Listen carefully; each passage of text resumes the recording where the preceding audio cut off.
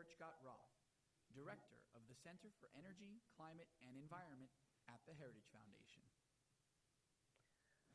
Ladies and gentlemen, it is such a pleasure to welcome you to this seminar on Financing Growth and Liberty, American Leadership in Global Energy and Infrastructure. We are honored to have with us today Mitch Silk, the author of a new book, A Seat at the Table, which describes his career in politics and his solutions to many of the problems facing us today, including financing energy and infrastructure. Mitch was Assistant Secretary for International Affairs at the Treasury Department, and he is now working on these issues in the private sector. We are also honored to have with us David Malpass, former President of the World Bank, who was Undersecretary for International Affairs at the Treasury Department, also in Trump 1. And these are such important issues, and I want to thank both of you for coming. And I want to welcome our online audience. I understand there's 350 of you, and if you have any questions, just put them in the chat, and they will be relayed to me on this new 21st century device, and I will be able to ask them to our panelists. Well, why don't we start with you, Mitch? We have a fundamental problem that here the West wants to be having more control, more influence in emerging economies, in African countries and Latin American countries.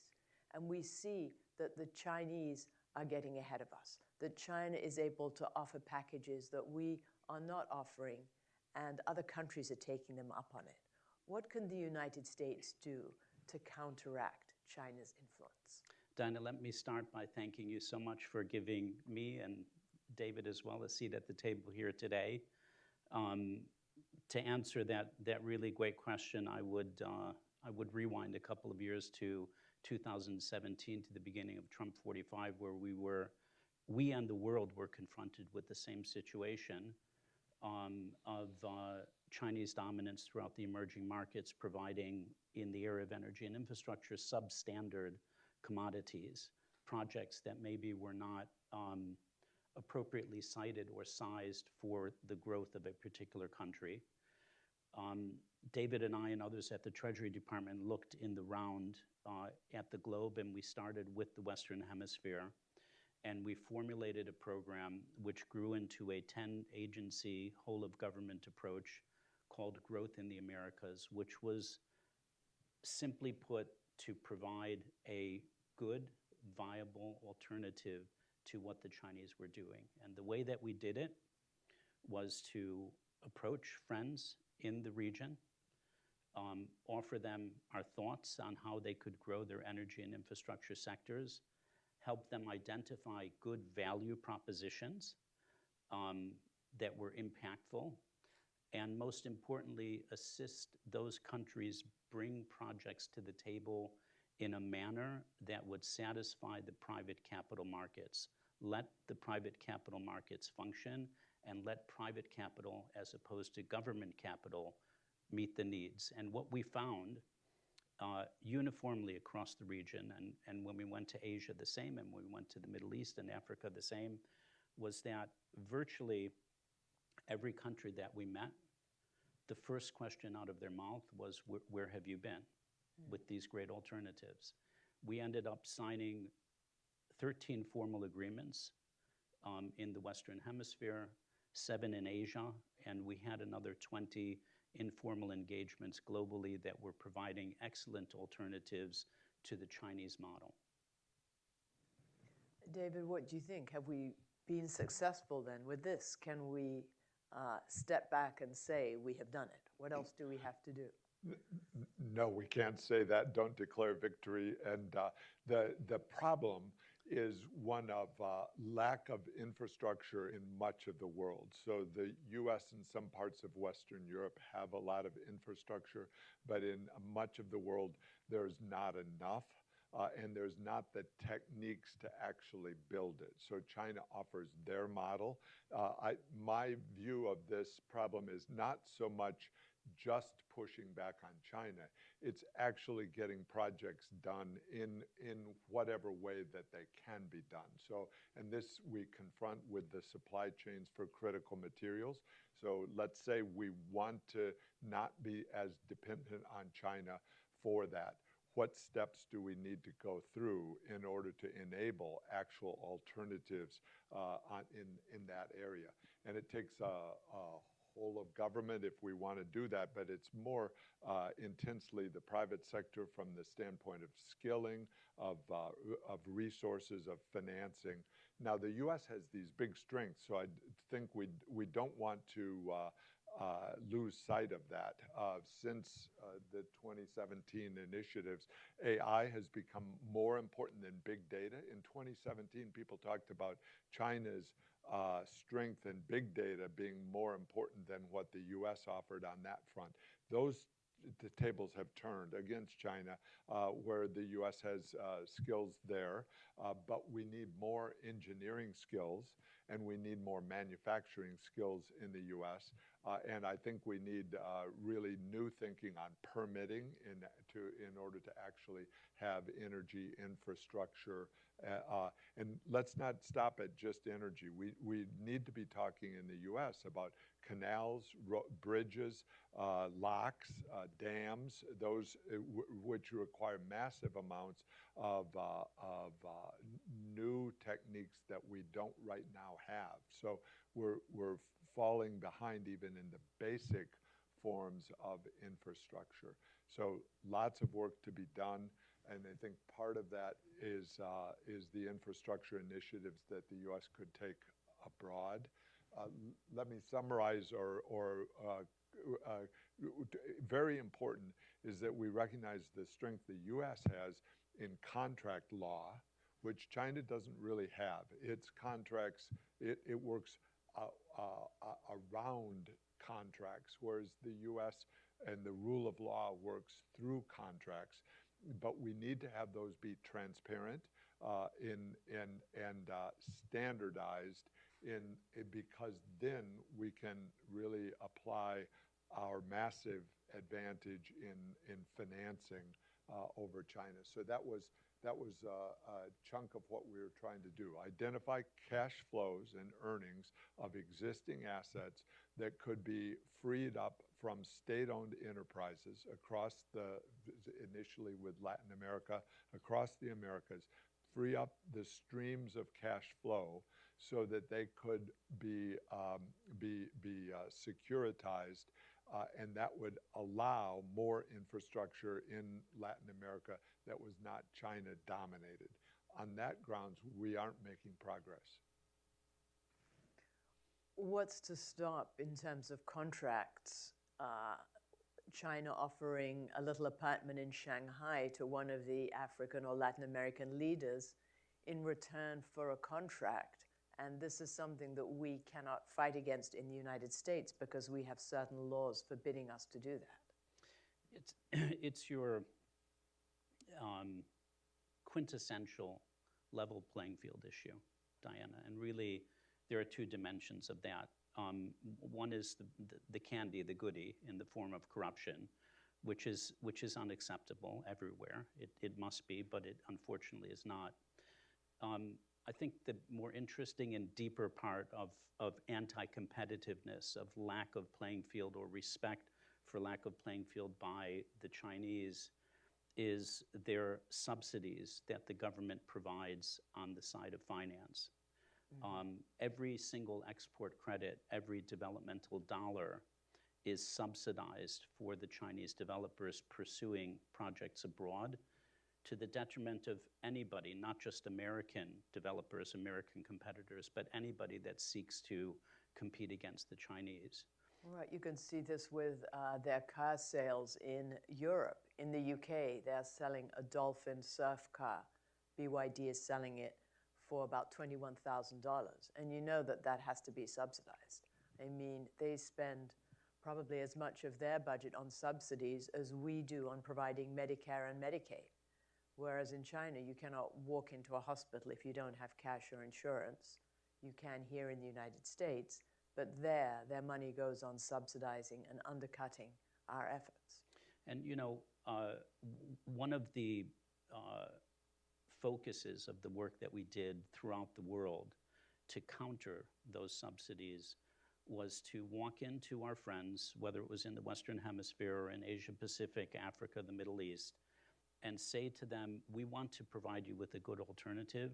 We'd like to assist you in standing on your own 2 feet, and we would come up with solutions. We would craft and design solutions that relied heavily on the private capital markets to assist countries like Ecuador, like Panama, refinance their way out of burdensome, unsustainable Chinese debt through just a little bit of financial ingenuity. It wasn't really that difficult. We had a great example in Panama where we assisted the Panamanian energy utility, Atesa, refinance a couple $100 million, about $360 million of short and medium-term expensive debt with a 30-year bond that ended up saving the people of Panama about $60 million. And we did the same thing on a much larger scale in Ecuador by just simply using simple, basic financing techniques, private capital market financing techniques to allow them to stand on their own 2 feet. Let me jump in. I started in the middle, but I want to say thank you to Diana for this panel. But thank you very much to Mitch for his book, Seat at the Table. So we're presenting that. There's his book. Congrats on doing a book, and congrats on telling your story within it. And with Mitch, as Diana knows and many people know, there was a unique asset, a deal lawyer with huge experience, decades living in China, fully fluent in both Mandarin and Cantonese, as I saw firsthand in our negotiations, and then with an interest in making America successful in terms of its infrastructure and outreach. And that was a package of skills, and great that you put it in a book. So as we think about this, the challenge facing smaller countries is they're loaded up with China debt already and with no way out. And so that leaves them perpetually dependent on China. This is going on across Africa. So I think we want to do 2 things. One is free up some of the assets. And let's be specific. If a developing country has an asset where people are actually paying their bill, that might be in the transmission and distribution of electricity, that becomes a saleable asset for private sector finance. That then frees up the local bank or the local fund to make new investments in the country. So in that way, you can help the country by off-taking some of the assets. That was done in Panama with success, in Ecuador, and I think can be done in more countries. And that means I think it takes deal lawyers to make progress on that, and we should push harder on that. Completely agree. How did it work at the World Bank when you were president and you were undoubtedly in competition with China for making loans to many of these emerging economies? Well, one of the problems, and then I want to come back to projects because that's where we want to go, but is the legacy debt, meaning the existing debt on poorer countries includes and is heavily debt by Chinese state-owned enterprises, also by the IMF and the World Bank themselves. So, and this is applicable across the debt restructuring initiatives in Africa. So we worked hard on Zambia and on Ghana, on Chad, on countries that had over the years taken on too much Chinese debt. And it's going on even today with Ethiopia and with Senegal and with Kenya, where the debt is more than the country should be holding. So one of the big initiatives that I pushed forward with was debt restructurings of existing debt, which then could free up space for new infrastructure initiatives like the one we're talking about. But the problem has been that's been thwarted by the international financial system. So basically, China is getting paid on almost all of its debt in a very favorable condition with the support of global financial institutions. So that means that the problem's not getting solved. That's the G20 Common Framework, that's the Global Sovereign Debt Initiative that are not working. And so you're left with China able to control the outcomes in a host of countries across the global south. There's, to an extent, two separate paths that are needed. One is addressing the historical over-indebtedness, and then number two, having a legal framework that can give you transparent, standardized contracts that are susceptible or that are able to be financed in the private sector and play to U.S. strengths. And I understand that when countries cannot pay, China takes an asset as collateral. I understand China owns 72 ports around the coast of Africa now. I have views, but I want to hear Mitch's views. Please. And so my views on that is often China is actually still getting paid. In Piraeus, in Greece, they've been successful in recapitalizing the port and having it be strengthened. And so it actually is a big challenge for the U.S. because the countries want ports. And so the goal, I think, for us is to recognize that this is not that the debt that China has offered the countries is giving it leverage within the countries. So the problem isn't as much the existence of the port, it's the existence of Chinese leverage on the countries. And there are really two important dimensions, right? One is David's leverage point. I'll come back to that in a second. Segue just for 3 seconds to the global security dimension. There must be very significant focus on where any developer sites an asset, let's call it a port. Is it sited in a place where it's going to achieve its fullest economic and financial potential? And is it sized in a manner that it's going to bring in the intended revenue that will allow it to service debt and pay the investors, right? And I haven't done the work on this, Diana, but I'm sure that if one were to look at those 72 ports that you referred to, there would be very significant issues on sizing and siting, which is a real big global security issue, particularly if the underlying finances don't work, there end up being defaults and the Chinese take over some or all of those assets. But to now use that and come back to the leverage point, one sizes and designs an asset in accordance with a base case set of finances. The base case means that the revenues that you expect to bring in should be enough to pay your expenses, to pay back your lenders, and to pay your investors. If a project is sited much larger than it could possibly, based on very prudent, conservative, simple market analysis, if it's sized much larger than it can be expected to operate, to bring in revenues. In other words, if you only have 10 points of demand, but you size at 20 units, right? So then you can never expect to achieve your base case. And if you can't achieve your base case, the people that get wiped out first are the investors, and then the banks step in and they take their asset. And so David's leverage point, probably the most fundamental point, is that once the banks step in, all of which in David's case are Chinese banks, then China takes over that asset. Can you both say, before we open questions to our online audience, could you say a little bit about the AI revolution? Because AI has made it even more important to have these critical minerals partly under the control of the United States, for us to have access to them. And also, this is influencing jobs and assets all over the world?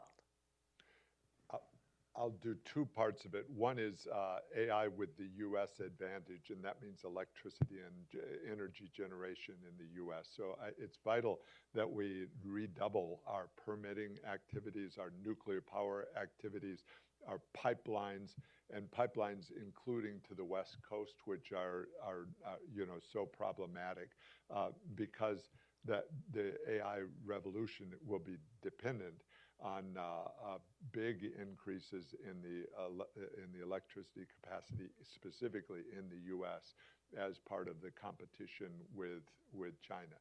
And then as far as on the other side, the usage of AI is a huge advantage for free societies because they can allow the full range of thought. And so China's at a disadvantage in using AI. So as we think about this, I think this goes to the issue of digital payments, of legal structures across Africa, and them having enough access to AI devices and the intelligence that comes off of AI to help solve many of their problems. So that's two sides of it. And just to follow on from what David has just said, we've got great new policy and new legislation to support the growth that David has spoken about, of which is so important. We've got an exceptional AI plan. We've got the Genius Act on crypto, on digital currency, which is very important for our payment systems and the dominance of the US dollar. But all of that, from, if you're a hammer, everything looks like a nail, all of that really comes back to the most important financing issue, a lot of which I discuss in the book, which is that if we already had a $4 trillion a year funding gap to meet global financing needs just for basic energy and infrastructure growth, you can now multiply that by 130% because AI is so highly energy intensive, and digital currency mining, crypto mining is so highly energy intensive. And so therefore, the challenge of bridging the gap of bringing private capital into the financing needs of all this has now grown to be greater. And it's not as if we're lacking the capital. If we look at private sources globally, private institutionals like pension funds, like insurance companies, as we sit here today, command over $140 trillion in private capital assets. The money is there, the allocations are not, but much more importantly, the channels, the structures to attract that capital into this asset class are not there, and that's where David's contracts and other structures come in. We didn't talk about, but the payment system becomes very important, and let's not lose sight of the upside. It's not exactly AI, but it is the digitalization going on. And as stable coins become more common worldwide, I think and we hope it's dollar stable coins, not Chinese yuan stable coins. And don't forget the Trump coins. So as we look at dollar stable coins, and there will be different flavors within the U.S., they are hugely empowering for growth, and including among people that have lower incomes. One of the things I observed at the World Bank was the growth power from people having access, the ability to change money on iPhone or on any kind of cellular phone, caused them to be able to move from almost a barter economy in their local currency to a much more efficient economy. So we can trade off as more electricity goes into things like AI. We can also have simply global growth that empowers more connectivity. That means more food production, more energy production, more entertainment production, and across the board of goods and services that benefit people as we can create a more efficient payment system. So I really strongly encourage the U.S. to have the defense of the dollar at the core of our global monetary policy, but then also have dollar stable coins be an explicit goal of the U.S. policy worldwide. It benefits everyone in the world, and we need to explain that better. Well, let me go to our first online question. What needs to be changed and instituted in our industries in order to address our manufacturing disadvantage compared with China? Primary school, secondary school, and skills. So we need to have people that want to have jobs with machine tools, and you build up from the base. We've lost much of that. I come from a manufacturing background from an iron-making town, East Jordan, Michigan, where people learn basic skills and then realize that there are good jobs in those skills. But for the nation, we just need much more of that. I think if I think we have to realize that within supply chains, to reduce our dependence on China, we have to have specific initiatives in each supply chain, including critical minerals. So we have to have the ability, again, to build machine tools in the U.S. We don't have that. And in each supply chain almost have a national initiative, not necessarily from the government. I'm really taken by J.P. Morgan stepping in and saying they're going to help finance supply chain diversification. That can be huge if done right. So those are some of the things. Well, I'd just give one little footnote. If we're talking about getting back to basics, and David's example of schooling and education and training on the hard side, we've also got, in addition to that, the strength of technology. Our workforce needs to unleash all of the great potential of technology, whatever sector they may be in. David's mentioned a couple of fintech applications on the payment side, on the consumer banking side, but it really, particularly adding in all AI applications, it cuts across every aspect and dimension of the economy. So education, getting back to basics, including unleashing the power of technology. Okay, no, excellent answers. And I just want to say to our online audience, if you have any questions, just keep them coming. Questions for former Assistant Secretary Mitch Silk, former World Bank President David Malpass. Here's a question. What can be done about infrastructure in emerging economies that has already been put under Chinese control? Is there anything that we can do to detach China from these countries where now it has a foothold? Yeah. I want to put in a plug for the debt reduction initiatives that I pushed in the Trump administration and at the World Bank. They simply aren't being carried out. So China is maintaining control of infrastructure because the countries end up paying the full ride. That's in Kenya. They've just swapped their dollar debt into yuan debt.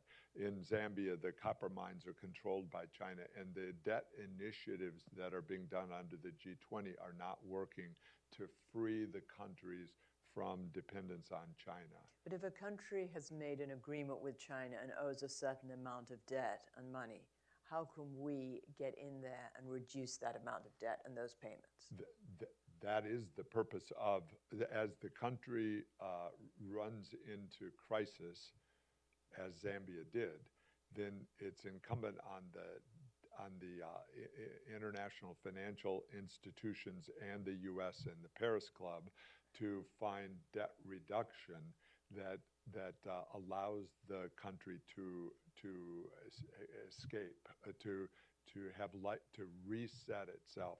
And so that's a challenge right now across many countries. So in Ethiopia and Kenya and Tanzania, and so on, where in Senegal, on down the list, China is using the international financial institutions and the system to maintain control of the infrastructure. As in a bankruptcy proceeding, Yes. similar to that. So in Ecuador, they had locked up their oil exports with contracts with China And shrimp. And shrimp. and shrimp. This was long-lived contracts where China would control the proceeds of the sales, even though China didn't use those products. It didn't use Ecuador's oil in refineries in China, but it had the right to be the sales agent. And as Ecuador then went into a restructuring process, the world community didn't even insist on China disclosing the contracts or Ecuador disclosing the contracts. So they remained secret contracts that were insurmountable to the system. So these are problems that we face today within the Paris Club, which is hosted in France, the IMF, the World Bank, where the system is set up to protect China's interests within their contracts. Tanya, let me give you a couple of concrete examples.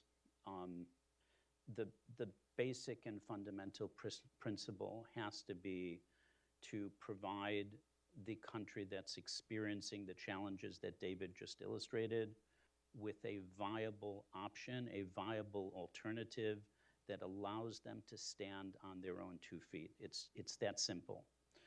Take the oil example. Take the shrimp farmer example. Take any one of the 6 utilities that we worked with at the end of Trump 45 in Ecuador that will be burdened by unsustainable debt that they have no way of servicing. It's a vicious cycle. Make money, try to optimize, try to make more money to service the debt, and you could never get ahead of the debt. Mm-hmm. So what is required? New money. So there are 2 alternatives. Find another lender who will help you out on a bridge basis so that you could slowly stand on your own 2 feet, which is an approach that we took with a framework that we provided from the DFC to Ecuador as a bridge financing, or show, in this case, the Ecuadorians, a particular state-owned enterprise, what they can do to raise money on their own that will enable them to pay back the burdensome debt. You have to get rid of the debt, either from another lender or through self-generated means. And self-generated means boils down to some form of privatization, where you take a state-owned asset that is burdened by burdensome debt, unsustainable debt, and you sell all or a part of that enterprise to raise money to get rid of the debt, and that allows the enterprise to stand on its own 2 feet. We came up with the approach. We applied it successfully in many countries throughout the world. In very simple terms, the U.S. should have an initiative that it wants to see the debt reduced in situations where it's unpayable. Mm-hmm. That would be a new direction that would allow countries to have some hope that they would get out from under the Chinese debt that they're servicing. But right now, there's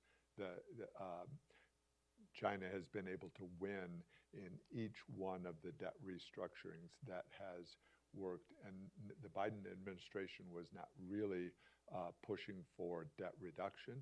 If you look at the G20 communique that just came out of the G20 summit in South Africa that the Trump administration rightly did not attend or participate in, but that the global body of knowledge, the G20 communique, didn't seek debt reduction or debt relief for the countries. And so that means that they are beholden to China for their lifetimes. Yeah. We should talk about energy. Yes, we should. Energy, as you know, I direct the Center for Energy, Climate, and Environment, and energy is one of those things that powers economies. no country has done well without its own supply of energy and with a flourishing fossil fuel sector. And this is linked with these emerging economies because of all the critical minerals that are now being used for batteries and different kinds of storage. What do you think should be done about energy in these emerging economies? Mitch's book is fabulous on his experience creating energy projects. Yeah, I appreciate that, David. And, you know, like this is a long topic that we could easily fill up a couple of days nonstop on, but let's just start at the very beginning. Best available technology, best available fuel for the issue. It really, again, is getting back to basics. For a period of time, some of which was at the latter part of Trump 45 when we were in, and then David shifted over to the World Bank, and certainly for the whole of the Biden administration, the United States and the rest of the world was very focused on producing energy in a particular way, using a particular type of technology in order to pursue a perceived goal, which was not necessarily attainable. You're talking about renewables. Renewables. Windmills and solar panels. And climate. And you know, when I was younger than my present tender years, when I was growing up as a lawyer, doing energy deals throughout the United States and throughout the world, developers went after projects that were sized to fit purpose, and used a technology and fuel that was best for that particular situation. So if it's a coal solution, then it's a coal solution. If it's a gas solution, it's a gas solution, and so on down the line. And our already impossible generation and transmission demand has become, as I said a little bit earlier, 130 times more challenging because of the advents. 30% more challenging because of AI and digital currency mining. And so that means that we have to take an almost impossible issue and make it even more impossible.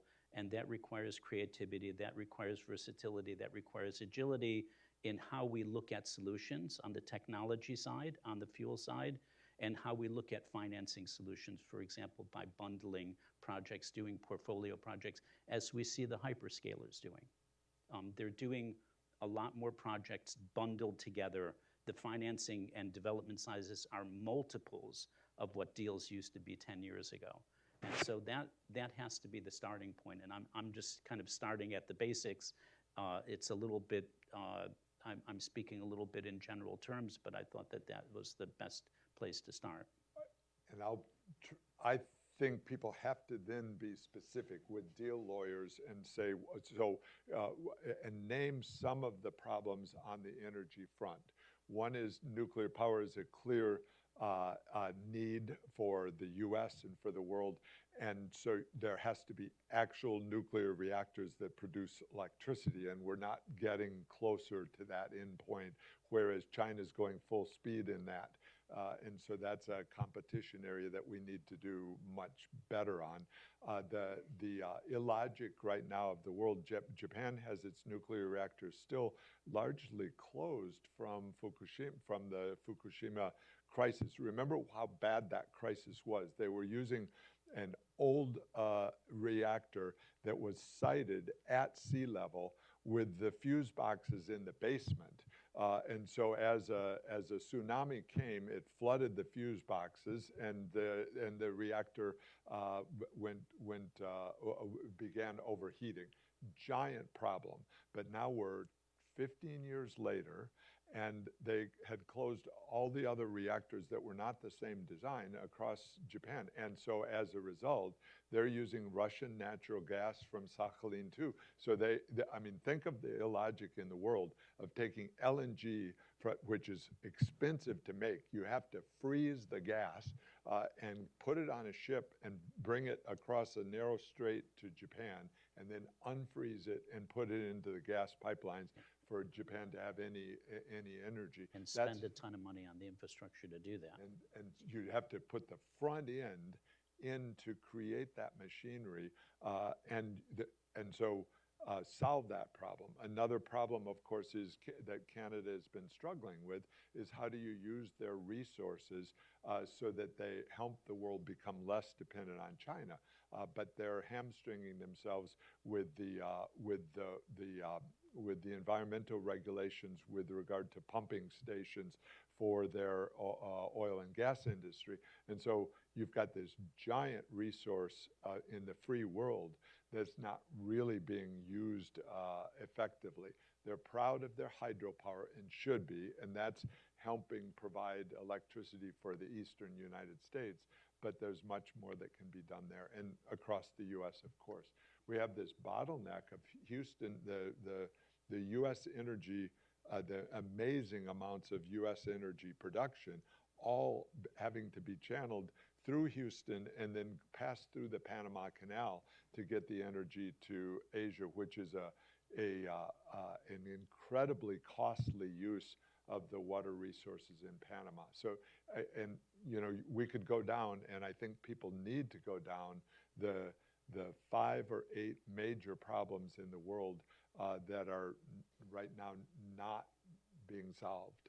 And you know, if we look at the immense need for new capacity, both on the generation, transmission, distribution line, it takes a very, very long time to permit a new project. It takes a long time to put into place land arrangements for a new project. It takes a lot of time to permit and arrange land for the critical pipeline capacity that David just referred to, so critical. And so those issues probably are end of short-term, certainly medium-term and long-term issues. And so while we are grappling with those and coming up with good solutions, including nuclear, including others, we have to focus on our existing footprints.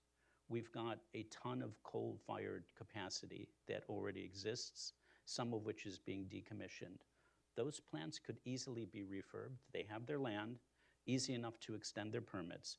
We have a ton of old gas generating capacity in the United States, gigawatts on top of gigawatts on top of gigawatts that can easily be refurbished to be more efficient, to cost less money to run, and to provide reliable power for when it's needed here and now. So I would say that putting together portfolios of refurbished fossil fuel projects, coal and gas, to meet an immediate need, which is going to become our biggest bottleneck in growth over the next decade. And the AI revolution is really spearheading that. I mean, we found that 3 Mile Island was reopened because of Constellation Energy and Microsoft requesting that. We see that gas providers are providing behind-the-meter supplies for these AI data centers. They say, you know, we're going to locate here. How much gas can you give me? So the gas, it's really getting spearheaded by AI, which many countries look on as a national priority, and so they're willing to speed up the permitting process, which needs to be speeded up throughout, but AI is really making people take a second look at this. Well, we have a question here. How easy has it been to thread the needle in America First policies on infrastructure and energy while working with others abroad to help us where it's mutually beneficial? Are other nations sympathetic or feeling dependent on China? Well, America First, as we've heard so many times, doesn't mean America to the exclusion of others. And I would give you kind of two aspects of this answer, Diana. One of them is the reality of how energy systems work. No man is an island.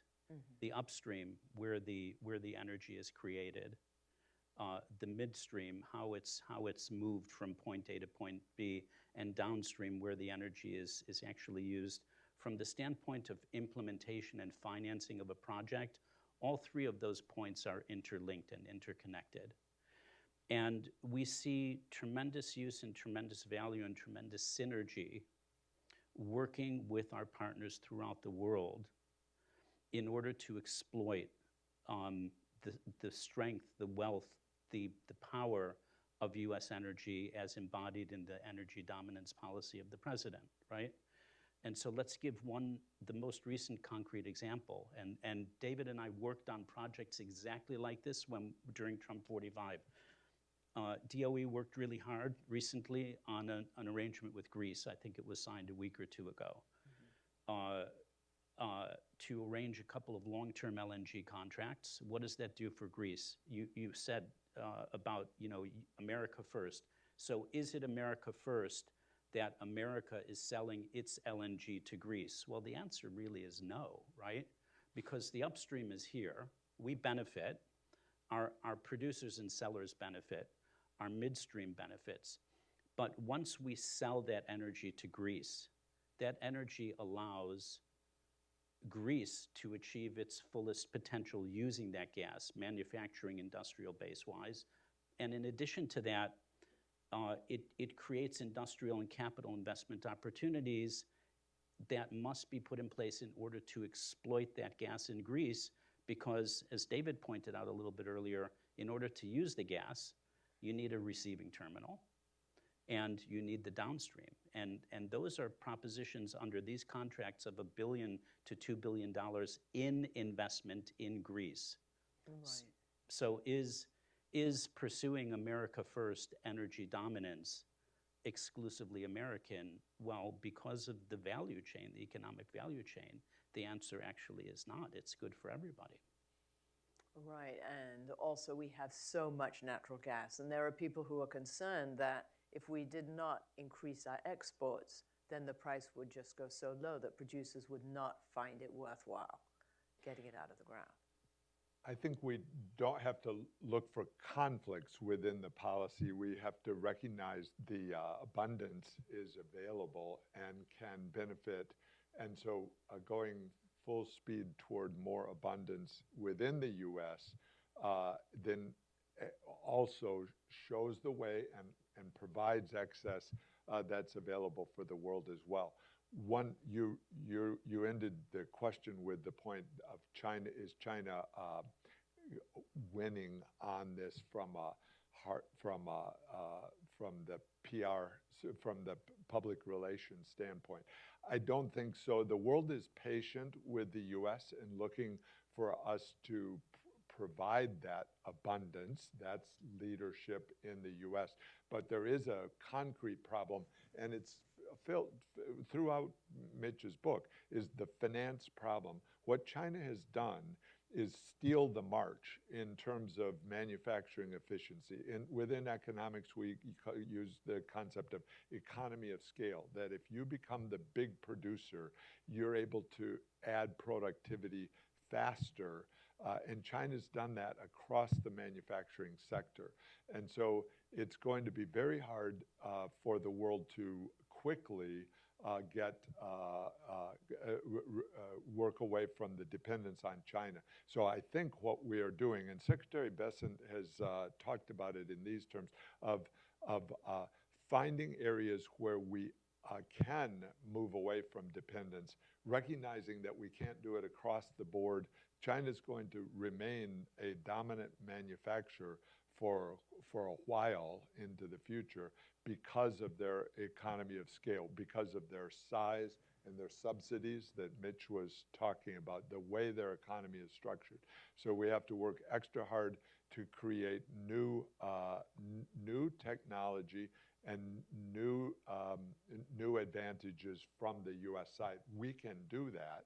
And one that I've mentioned is defending the dollar and having the dollar be the dominant basis for digital currencies and digital payment systems is a giant new advantage that the U.S.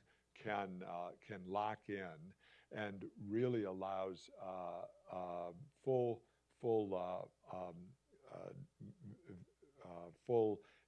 scale for world payment systems. And I think that's within our reach, and we should grab that. Mm-hmm. Well, we have just a few minutes left. Mitch, I was impressed with the story in your book about how you worked at a Chinese restaurant.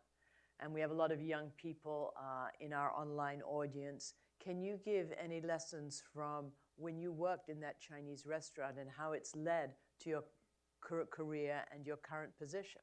And then, David, I was going to ask the same for you, as if you have any. You know, Diana, I really appreciate your asking that question because I'm dying to talk about it. I started my illustrious career in Chinese restaurants when I was 14, coming out of our family circumstances. I would like to say that I had it all planned out. I had it all gamed out. I planned on going to work as a dishwasher and then later prep cook and then later busboy and then later waiter because I saw that as the path to being appointed through this gentleman's efforts, Assistant Secretary for International Markets at the Treasury Department, and before that as the precursor of becoming a, somewhat successful lawyer in big law. Like that was the path. I would like to tell you that, but that's not the truth. The God's honest truth is that I started out in a journey at a place that my family circumstances required. And I had career progression after career progression after career progression that one might say simply was by way of happenstance. My Chinese language fluency that I got at the Chinese restaurant led to my going to a specific college, that led to my becoming proficient in Chinese law at a specific university, that led to my being attractive on Wall Street in law firms, that led to my being poached by a law firm that was opening up to do energy and infrastructure in China, which was so attractive to Mr. Malpass and Secretary Mnuchin. But to me, it was all providence. And that's one of the 4 Ps in my book, providence, and another one that's relevant to the younger folks listening is perseverance, hard work. And so I boil it down to providence and a lot of hard work and a little bit of personal touch, and going for progress over perfection, which are my 4 Ps. And that's the simple message that I could convey. Well, thank you. David, how about you? Well, I want to talk about Mitch for a moment. He's missing that he is a world-class chef. And the best meal I've ever had, I think, was in Beijing with Mitch when he ordered Chinese food at a Chinese restaurant. And we had the most miraculous things, thanks to Mitch's skills, not only in Chinese, in language, but in culinary arts. So I want to echo, so my career has been like Mitch's happenstance and opportunity. So I grew up in the Cold War, and so Russia was the adversary, so I studied Russian, and that took me to Colorado College, and I studied Russian and went early on to Eastern Europe and to the Soviet Union.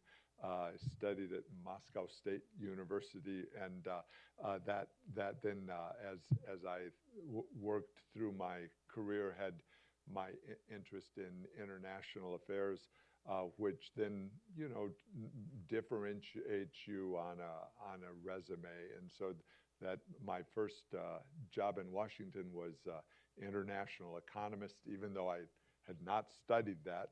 But they look at the resume and say that, well, that might fit, and it did. So I then was opportunistic going through. So I think the lesson for young people watching here is, one is energy is really important, but 2 is on your careers, grab the opportunities that come. Don't feel like there's any fatalism or course that you have to follow. The opportunities will come up and you grab onto them.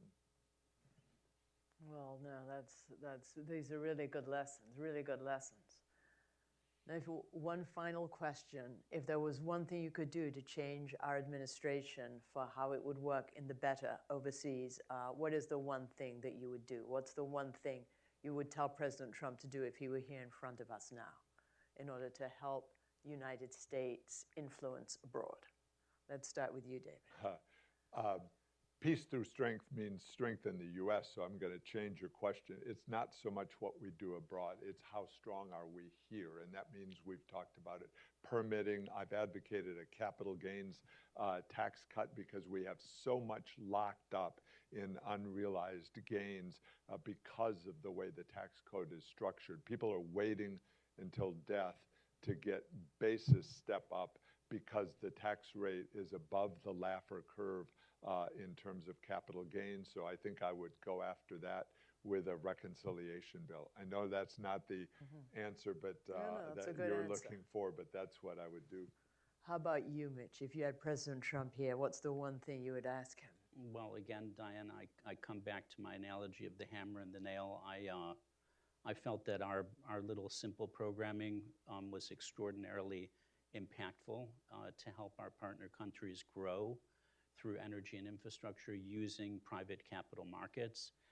It was a set of programming that sold itself and benefited not just the objective of the particular policy program, but many other objectives that were both growth and security objectives of the United States. I appreciate that this area of global infrastructure finance as a policy means was not at the front of the agenda in the beginning of the term, and I'm waiting patiently for it to come back to the fore. There have been murmurings coming out of state that there will be a set of programming 2.0 coming out. And so if the president were here right now, I would encourage him and Secretary Bessent and Secretary Rubio to move quickly in this area, because it's shown its benefits to the United States and all of our partners from the standpoint of growth, stability, and security. Well, I'd like to thank both of you very much for coming. And I'd like to encourage everyone to buy the book, A Seat at the Table. You too can find out how to start off as a waiter in a Chinese restaurant or a busboy in a Chinese restaurant and work your way up to the highest levels of power where you are doing deals on the international stage. Thank you very much.